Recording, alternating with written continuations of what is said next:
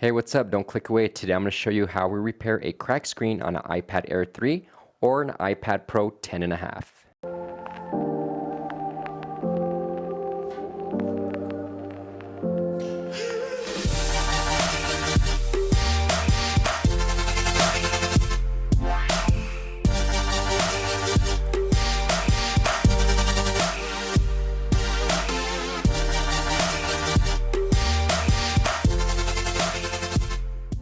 I'm Javi Guzman with MrPhoneDoctor.com, and thank you all very much for tuning in and checking out this episode. If you guys need a repair on an iPad like this one here or any other device, please visit us at www.MrPhoneDoctor.com and make sure to visit us on our social media platforms found below. So this is the iPad Air 3 that we're going to be working on today, and just some information for you guys to know is it does use the same glass and digitizer as the iPad Pro 10.5 inch. So if you have either of those, you can go ahead and use it for this device or vice versa. Now just keep in mind the only different part is going to be the LCD. The LCDs are not interchangeable. Let's go ahead and begin. We do want to first off make sure that the digitizer is fully working. This will decide and let us know that we can do the glass only replacement. If for some odd reason your digitizer went out, you will need to replace it. They do make a part which is the glass and the digitizer layered together for you to laminate onto the LCD. We are going to be using this glass only because this digitizer is good. So let's go ahead and get into the settings where you want to go into the accessibility, which is here. You're going to go to touch and you're going to turn on the assistive touch. And this pretty much just creates a little home icon on here. And what we like to do is we just drag this icon on here, make sure there's no dead zones. And this will confirm that the digitizer is fully working. We do this for all our iPads. We also do it for the iPhones as well. So any iPhone that comes in, we just turn the accessibility on and we have access to that. Now that we confirm that the digitizer is fully working, we can go ahead and move forward and begin applying heat to the iPad. And to do so, we use a heating plate temperatured at 85 degrees Celsius. Now that we have the iPad up to temperature, we can go ahead and begin by separating all this broken back glass from the frame that it's held onto. Now keep in mind you do want to be very, very careful whenever you go up on top here because of all these little shards. You don't want any of these little shards to go in and damage the LCD. Alright, I got the tweezers, so I'm going to just go ahead and gently remove any broken shards. These are the culprits of damage, so just carefully remove all these guys. And for those of you guys out there wondering, there is different ways of doing this. I'm doing a glass refurbishing on here. You can buy the LCD panels with the glass already installed, but keep in mind if the quality on those is not as good as the original Apple LCDs. So a lot of sellers out there, they're selling these LCDs with the glass on them and they're aftermarket. So just be very careful when you are purchasing these. Keep that in mind. A good OEM original screen is going to run you probably about $200.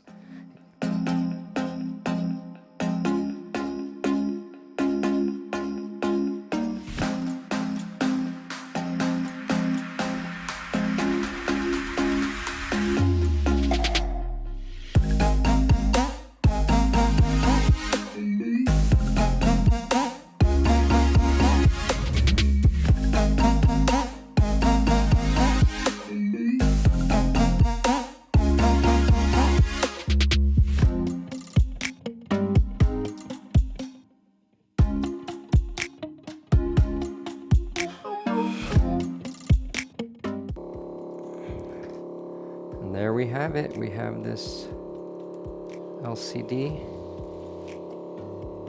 glass digitizer removed. So let me show you how this is connected here. You can see how you have your power. Hope you guys can see this. Your power is right here. This is where your power is. And your flex is actually right down over here. So you see the flex down here in the middle? That's what we need to get to. So I'm going to first go through and get the power because we want to kill that. And we do need to stick something under there because there's some pogo pins that hold it in place. And we're going to just stick one of these guys in there. There we go. So we have that there. We're going to need to lift this up. Apple doesn't give us a lot of slack here. And we're going to go ahead and remove these. So I removed both of these screws here, this one and this one. Go ahead and remove that.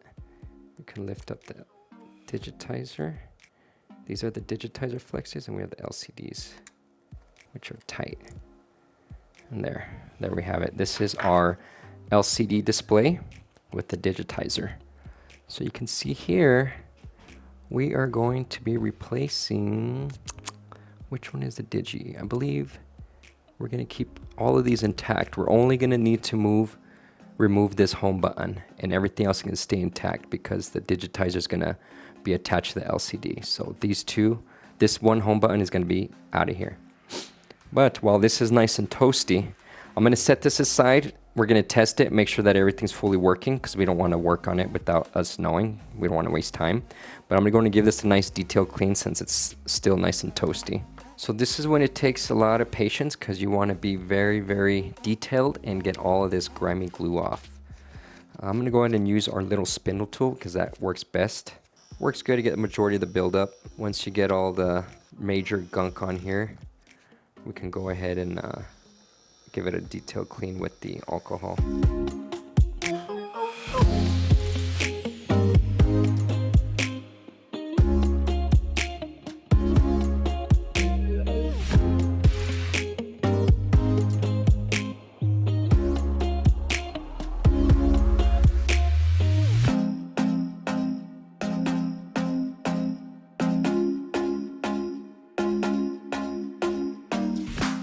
Alright, so we got the major gunk of this off. I'm going to go through and give it one final clean using our cleaning rag and some ISO.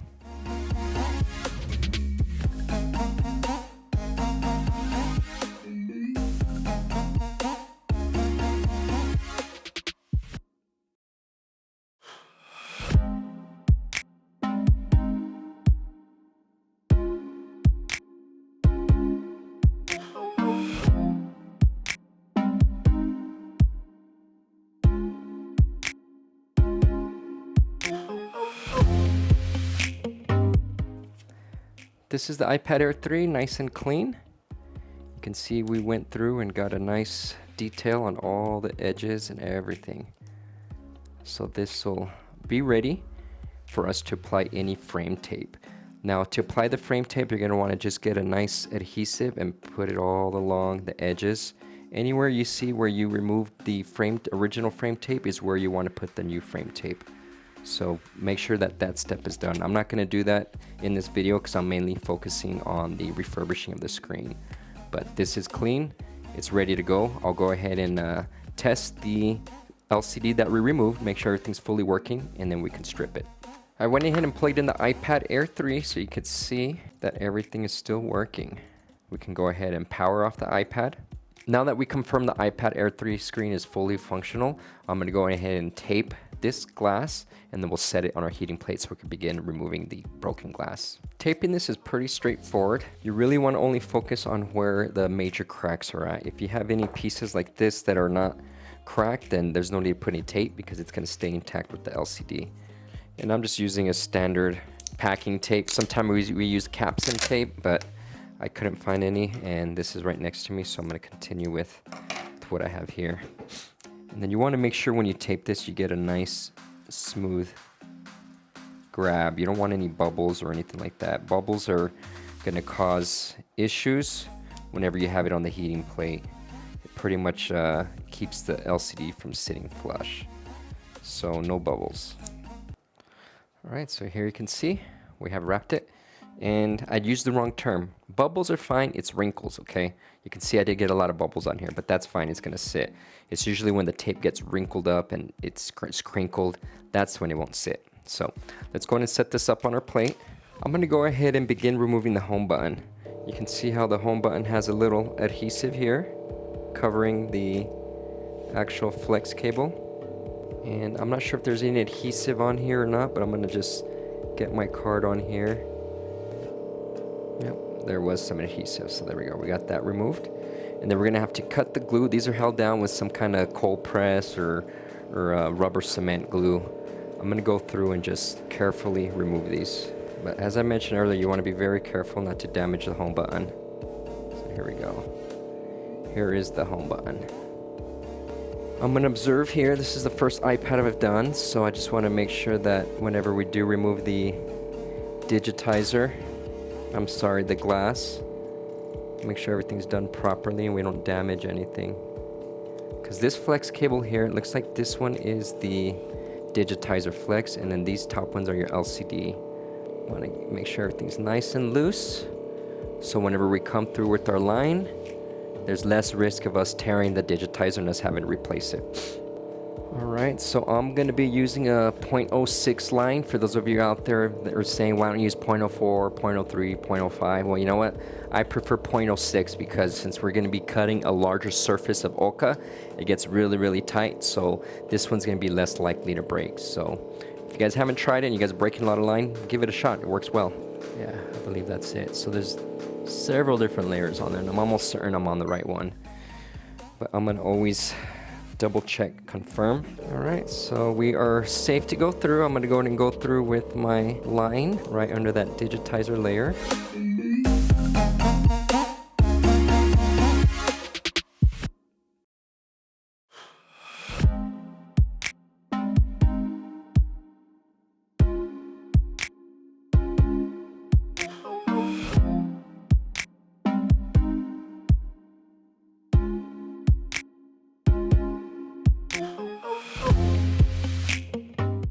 So I'm going to go ahead and just push. You always want to push this way. You never want to lift in case there's any kind of adhesive still on here. By pushing this way, push, push, push.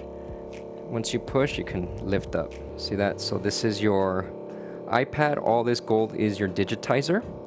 And you can see how these flexes down here. These flexes overlap and they run over right here on the top. So those are your digitizer flexes. But overall, I think that was very, very simple. And I didn't bust the line, guys. See, 0.06 for those of you guys out there trying to use that thin line. I love that 06 on these larger screens. So next, I'm going to want to test this, of course, make sure that the digitizer functions are still working. Let's go ahead and test this screen. Make sure that the digitizer is fully working. I went ahead and plugged everything in, turned it on. And I just want you guys to see here how the touch is fully responsive still. So glass removal was a success. We didn't have any issues on losing the touch on the digitizer. So we can go ahead and move forward and remove the Oka from the LCD panel. And to do that, we're going to go ahead and put it on the heating plate once again at 85 Celsius. Now this one does take a couple minutes to heat up. Since it is the bare LCD, it's going to heat up a lot quicker than the iPad. And I did see a couple little squigglies come in from the glass. You can see right here. So we may have a couple hairlines that occurred from the shards, which I mentioned previously. Now the good thing is with any kind of hairlines like this, most times the Oka is going to go ahead and fill those in. So don't worry too much. Unless they're very deep, then you may have issues with the Oka not hiding those. But in this case, they look very, very minimal. So we should be okay. I'm going to begin removing the OCA, and we're going to use the spindle tool.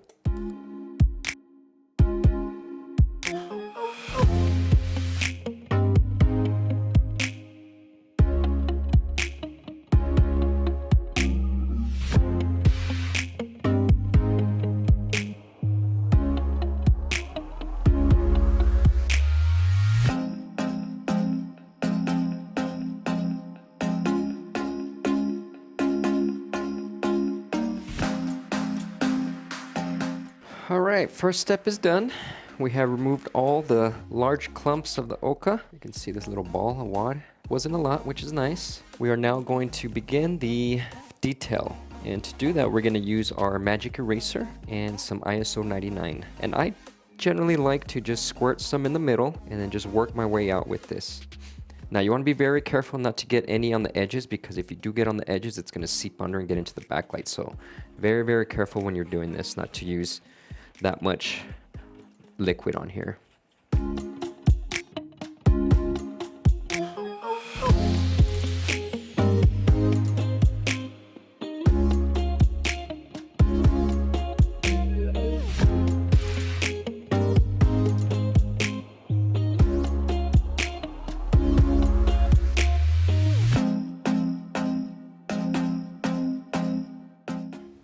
All right.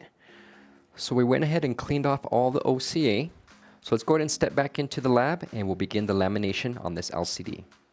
Welcome back to the lab. So we're here for our final two steps, which is going to be to laminate our glass to our OCA. And to do so, we are going to be using our universal iPad mold. So we're going to go ahead and begin by first aligning our glass. And we're going to use our little black rubber pads. This is going to help adhere the OCA sheet.